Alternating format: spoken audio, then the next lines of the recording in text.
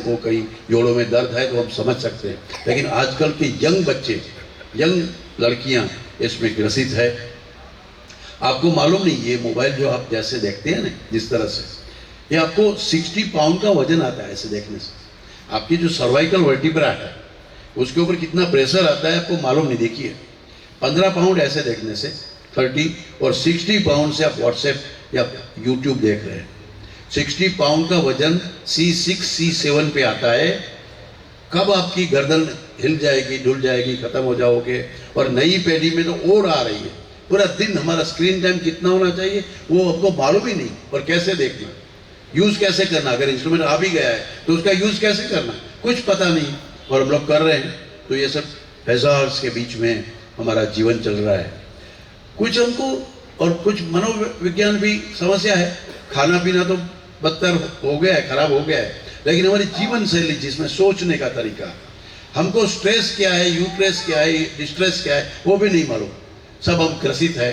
कुछ युवा दोस्तों को ये समझाने की मैं कोशिश करूंगा कि डिस्ट्रेस क्या है, यूट्रेस क्या है, मतलब स्ट्रेस क्या है नहीं मालूम हमको। तो कभी कभी क्या होता है, स्ट्रेस किसको कहते हैं कि जब वाइफ प्रेग्नेंट हो जाती है तो होती है, फिर आगे जाके बच्चा होगा तो ऐसे पलना लेना पड़ेगा, फिर उसके डायपर लेने पड़ेंगे, या फिर उसका बेबी फूड लेना पड़ेगा। तो एक अच्छा सा स्ट्रेस बनता है, वो प्यारा सा स्ट्रेस है। तो वाइफ प्रेग्नेंट होती है तो यंग लड़का स्ट्रेस में आता है। लेकिन उस स्ट्रेस के अलावा जो दूसरा होता है वो जरा देखिए। टेंशन उसको कहते हैं जब गर्लफ्रेंड प्रेग्नेंट हो जाती है। वाइफ प्रेग्नेंट हो तो वो ठीक है, लेकिन उसको तो स्ट्रेस कहते हैं, लेकिन ये होता है टेंशन। अब उससे भी बड़ी समस्या कब होती है कि जब एक साथ दोनों प्रेग्नेंट हो जाते हैं तो आदमी पैनिक बन जाता है। और ये खरगोन में नहीं हो रहा है, ये बाकी जगह हो रहा है। ये बड़ी विडंबना है, भारत का ये दृश्य बन गया है। हमको कुछ नहीं मालूम कैसे जी रहे हैं, मतलब खाना भी नहीं मालूम क्या खाना, कौन सा अच्छा है, व्यवहार भी नहीं मालूम कैसे रहेंगे, कैसे रिश्ता रखेंगे। उस तरह से ये पूरा चल रहा है। तो मैं कहाँ से शुरू करूँ? बड़ा एक क्वेश्चन है कि ये नहीं खाना, वो नहीं खाना। तो डॉक्टर साहब आप गाय के लिए बात करने के लिए आए थे और हमको डरा धमका के चले गए। ये मेरा काम नहीं है, मैं वो नहीं हूँ।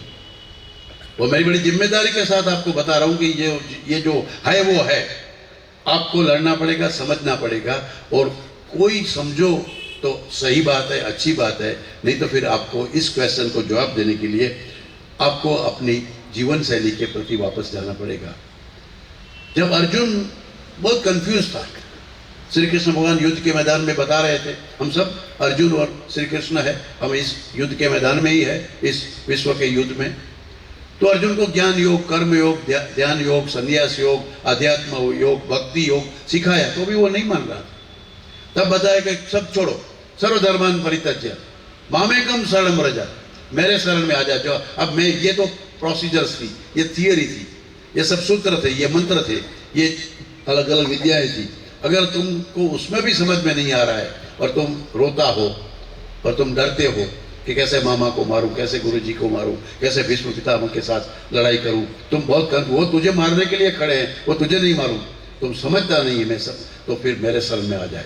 सर्वधर्मान परित्यज्य मामेकम शरणं व्रज अहं त्वा सर्व पापेभ्यो मोक्षयिष्यामि मा शुचः। वो जो कृष्ण भगवान ने अर्जुन को बताया था वही भगवान आत्रेय ने हमको बताया। जो एक आयुर्वेदाचार्य के नाते मैं आपसे बताता हूँ कि सर्वधर्मान परित्यज्य, महर्षि चरक ने वही लिखा है। लेकिन दूसरी लाइन जो है वो लिखा है मेरे शरण में आ जाए, ऐसा नहीं। शरीरम अनुपालय, आप अपने शरीर का ध्यान रखो। ये शरीर आपके साथ आएगा, अच्छा या बुरा, ये शरीर आपका है। ईश्वर ने, परमात्मा ने आपको ये शरीर दिया, जो माता पिता ने आपको ये दिया है, आप उसका ख्याल रखो, आप उसको संभाल के रखो। आप बीमार होने के लिए नहीं हो, बीमारी ये सामान्य परिस्थिति नहीं है, ये अस्वाभाविक परिस्थिति है। स्वस्थ रहना वही मूल है, और आयुर्वेद का तो वही मंत्र है, स्वस्थस्य स्वास्थ्य रक्षणम। आदमी स्वस्थ कैसे रहे, लोग स्वस्थ कैसे रहे, वही काम आयुर्वेद का, आयुर्वेदाचार्यों का है। फिर अगर ठीक नहीं रहे तो फिर आपको हम बता सकते हैं कि हमको आदेश भी है कि आतुरस्य विकार प्रशमनम च अस्माकं प्रयोजनम, यानी कि आतुर यानी मरीज को ठीक करना वो भी हमारा काम है। तो कैसे स्वस्थ रहे वो बात करने में आपको मैं ये कोशिश करूंगा जिसको अपने नाम दिया लोक आयुर्वेद। ये लोगों का आयुर्वेद है, ये आयुर्वेद पंडितों का नहीं है, ये वैद्यों का नहीं है, ये अस्पतालों में जाने वाला आयुर्वेद नहीं है। तो ये सार्वजनिक मंच से प्रकाशमती व्याख्यान में ये लोक आयुर्वेद की बात, जो हमारे लोगों का अधिकार है, जो हजारों साल तक हम विश्वगुरु रहे, a nation as great as its common man. सामान्य आदमी स्वस्थ रहता है, सामान्य आदमी वो एम्स खड़ा करो कोई बात नहीं, कहीं भोपाल में होगी, कहीं मुंबई में होगी, तो ऐसी इमरजेंसी में उसका उपयोग करेंगे। लेकिन हम कैसे स्वस्थ रहे, खरगोन में हमको क्या जरूरत है उसकी, क्यों जरूरत है, तो वो है लोक आयुर्वेद। तो मैंने बताया कि आयुर्वेद एक साइंस ऑफ लाइफ है, स्वस्थ को स्वस्थ रखना और रोगी की चिकित्सा करना, वो हमारे दो उद्देश्य है। अब मेरा विषय उसमें से गाय की ओर जाता है कि मुझे बहुत आयुर्वेद पढ़ाने के लिए बुलाया नहीं गया है। मैं तो ये बताऊंगा, ये मैं प्लीड करूंगा, ये समझाने की कोशिश करूंगा, ये प्रस्थापित करने आया हूं कि गाय को हम कैसे समझे। एक आयुर्वेदाचार्य गाय के बारे में क्या कहता है, जो हजारों साल तक जो हो रहा था, आज आपको उसमें समझना होगा। मेरी एक हम्बल कोशिश होगी कि आपके सामने रखूं। गावो विश्व से मातर गावो रक्षन्ति रक्षित, ये दो सूत्र हर पंडित बोलता है, बहुत से लोग आप भी जानते होंगे, लेकिन उसका कभी इंटरप्रिटेशन करने की कोशिश नहीं की हमने। गाय विश्व की माता है। जब बाइडेन नहीं था, अमेरिका भी पैदा नहीं हुआ था, अमेरिका का आविष्कार नहीं हुआ था, मुस्लिम धर्म का आविष्कार इस पृथ्वी पे नहीं था, तब हमारे उपनिषद ने बता दिया गाय विश्व की माता है। तो क्या मुसलमान धर्म पैदा होने से गाय विश्व की माता बंद हो गई? ऐसा नहीं है। तो ये क्या बताया होगा उसके पीछे, बाकी का जो सूत्र है वो आज हम आधे घंटे में समझने की कोशिश करेंगे कि गाय विश्व की माता है, वो तो हमने मान लिया, लेकिन गावो रक्षन्ति रक्षित, गाय हमारी रक्षा करती है। हमको लगता है कि वो वैतरणी पार करवाएगी, पूछ को ऐसा करेंगे, गाय माता की जय बोलेंगे, सिंह को नमन करेंगे और फिर गाय हमारी रक्षा कर देगी। ये सिंबॉलिक बात को महात्म्य फंस गए।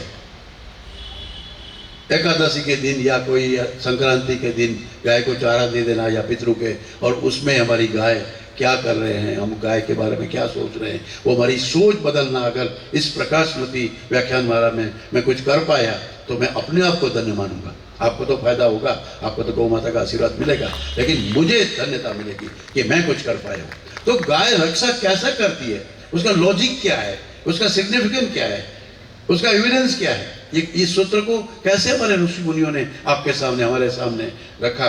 तो उसको जो मेरे स्टूडेंट्स के थ्रू, हमारे रिसर्च स्कॉलर के थ्रू जो हमने कुछ शोध किया है, जो कुछ उसके सामने मैं रखूंगा।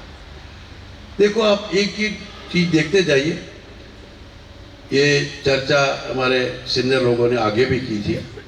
तो गाय अच्छा चारा खुद देती है उसके गोबर से, कृषि के लायक अन्न, हमारे खाने लायक अन्न गाय के गोबर गौमूत्र से, जमीन से मिलता है। हमको आरोग्य चाहिए, हेल्थ चाहिए, तो दूध दही घी छाछ मक्खन वो हमारे हेल्थ के लिए है, और गौमूत्र अगर है तो वो चिकित्सा के लिए है। कृषि, आरोग्य, ऊर्जा, उस सब में गाय, अगर बीच में से गाय हटा ली तो वो हट चुकी है, इसलिए सब चरमरा गए हैं, ये सब खत्म हो गए हैं। जब तक वापस में इस गाय को उसी जगह से जोड़ेंगे नहीं, उसका विज्ञान नहीं समझेंगे, उसका तंत्र ज्ञान हमारे पास नहीं होगा, उसकी टेक्नोलॉजी के साथ नहीं जोड़ेंगे, तो ये 2 ट्रक नहीं, हर घंटे आपके यहाँ से ट्रक निकलेगी। ये ट्रक आपके कोई हिंदू के घर से जाती होगी ना, मेरे घर से, आपके घर से, उसी किसान के घर से ये जा रही है। आप किसी को दोषी कैसे मानेंगे? भारत सरकार का एनिमल वेलफेयर बोर्ड का मैं डायरेक्टर हूँ। जितने कत्ल खाने हैं ना, ऑफिशियल रजिस्टर्ड कत्ल खाने, उसमें से जो काटने वाला शायद उधर जो कर्मचारी है वो तो मुस्लिम है, लेकिन बड़े बड़े कत्ल खाने हमारे वैष्णव लोगों के, जैन लोगों के, हमारे श्रेष्ठी लोगों के, जो करोड़ों का निर्यात करता है बीफ का। ये आपको समझ में, ये आप मानने के लिए तैयार नहीं होंगे, लेकिन वास्तविकता है। काटने वाला का तो कसाई उसी, क्योंकि वो हमारे लोगों की हिम्मत नहीं चलती, लेकिन उसका धंधा चल रहा है। तो ये बड़ी विडंबना है, वो आपको समझना पड़ेगा।